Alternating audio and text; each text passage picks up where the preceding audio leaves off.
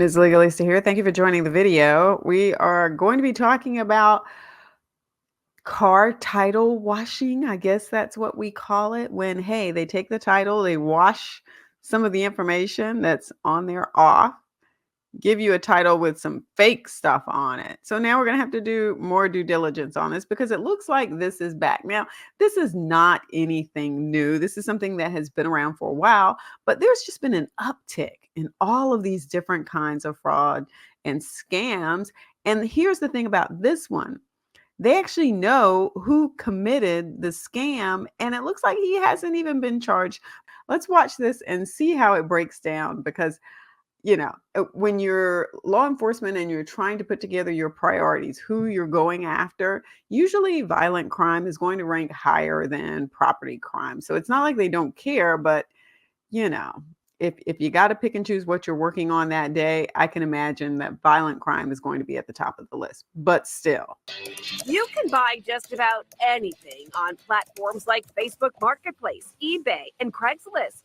But how do you know you're getting the whole truth from the seller? It was a kind of a dream come true. Barbara Bougie from Woodbridge thought she had hit the jackpot. Okay. First red flag. She said it herself. She said it was kind of a dream come true.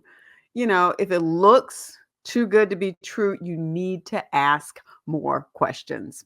So I saw this car. It's a 2015 Porsche Macan, and I love it. There it was. Barbara's dream car for $25,000 listed on Facebook Marketplace by a private seller from Pennsylvania. The two arranged to meet, and according to Barbara, the seller handed her a clean title, meaning there were no liens on the car and he owned it outright. She then secured a loan with her bank. The seller got his check. She got her car. For 19 months, Barbara said she's been paying down her loan and hasn't missed a payment. And in fact, you even said that you actually pay double sometimes? Yes, ma'am. But this joyride came to a screeching halt when in early spring, she looked out the window and noticed her beloved Porsche was gone. I was like, oh my God, what is going on? Is this stolen? She was even more confused when she called police and they told her it wasn't stolen. It was actually repossessed. I said, what is going on? How come?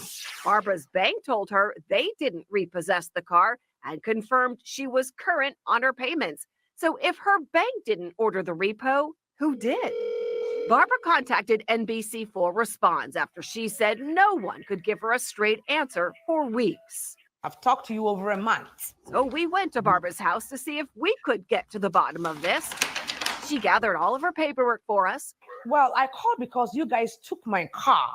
And started calling back all of the parties involved. Okay, where is the car? After several hours and several phone calls later, we finally got our answer. It was still under somebody else's name when it got repossessed? Turns out the car was still under the seller's name. That's right, the same name on that supposed clean title she was given. We understand you sold a 2015 Porsche Macan. NBC4 Responds did a little digging on our own. We learned the seller purchased the Porsche from Carvana back in 2020 and financed it through Bridgecrest, which is Carvana's finance company. And according to them, he was delinquent on paying back the loan on the Porsche. In fact, in 2022, Bridgecrest tells us he only made 3 payments on the car. And when they went to repossess the vehicle, they had no idea that he fraudulently sold it. And you called the guy that you bought the car from. Correct. What did he say to you? The car was paid for. Bridgecrest. Okay, so wait. I have to give it to her.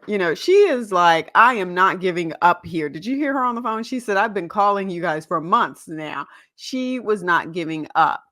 The problem is, we need to do a lot more of that research on the front end so that it's less likely that we fall into this sort of situation. So his title was still out there, and now they've got this other title with her address on it. This is just really a mess. And this guy is claiming he paid for it. Okay, you really got to have a lot of gall here. You have taken this money and now you're on the phone with her telling her, oh, no, I paid.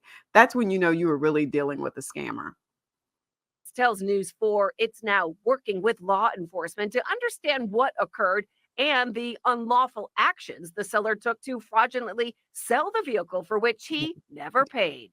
And since Barbara was able to purchase and register the car unknowingly using a fraudulent title, the vehicle identification number was linked to her home address. And that's where the tow truck was sent to repo it. I'm shocked. I'm speechless. I hear stories and stuff like that, but I never knew I'll be a victim one day. The person who sold the consumer the car clearly is the person who committed the fraud. Ira Ringgold is the director of the National Association of Consumer Advocates. He says title washing is the most common scam for vehicle titles. It's when unscrupulous sellers wash a title to remove information like liens or salvage. So, yeah, you know, one of the things to think about now is if you are going to be buying from a private seller, you have to do even more homework than if you were buying from a dealership.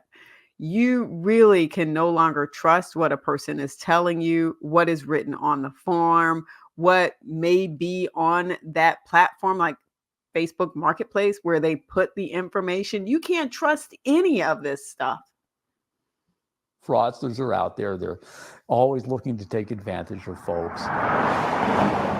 But this journey fortunately had a happy ending. Even though Barbara's repossessed dream car had been sent to an auction house where it was about to go on the auction block, both Carvana and Bridgecrest agreed to release the car so Barbara could take it home. Now, let me point something out here. So she got her car back. That's a great thing. We're all good to go. We're all happy for her. But in some cases, that may not be what happens. In this particular instance, you had two financial institutions, both of which are claiming an interest in this one vehicle. And so it's different, I think, when you have an institution versus institution instead of, hey, an institution versus a person. The institution over here is saying, hey, the original owner never paid for it. And this person is saying, well, I gave this person all cash for it. And so now it's you, just this little old individual here, fighting a whole institution that's saying, no, we have a lien on this and we're going to take it back. I do think that the scales were a little different here in that you had two financial institutions. I think it's harder if you're an individual, and I think you're going to wind up having to get an attorney to fight on your behalf, this financial institution on the other side. Thankfully, that's just my personal opinion. Thankfully, they were able to come to some sort of arrangement here because she was making payments on this. The key is to go after the person who caused all of this. And let me bring it back up because that's not exactly what's going on here. And I got some And buffering we were issues. there when she did. It was a good day for Barbara when she was finally back behind the wheel. I feel so relieved, super happy. I can't thank you guys enough. I am so grateful. You are so welcome. So, of course, we contacted the seller numerous times. He never responded to our questions. As for Bridgecrest, they told NBC4 they contacted several law enforcement agencies, but have not heard back from any of them. And as of right now, they have not pursued any civil action against the seller. Yeah, multiple layers here. So again, if all of those parties can drop the ball, then that just lets you know that you can't really depend on them. One of the things they talk about later, and I stopped it, but they talk about getting the Carfax and doing all of the research, checking the title.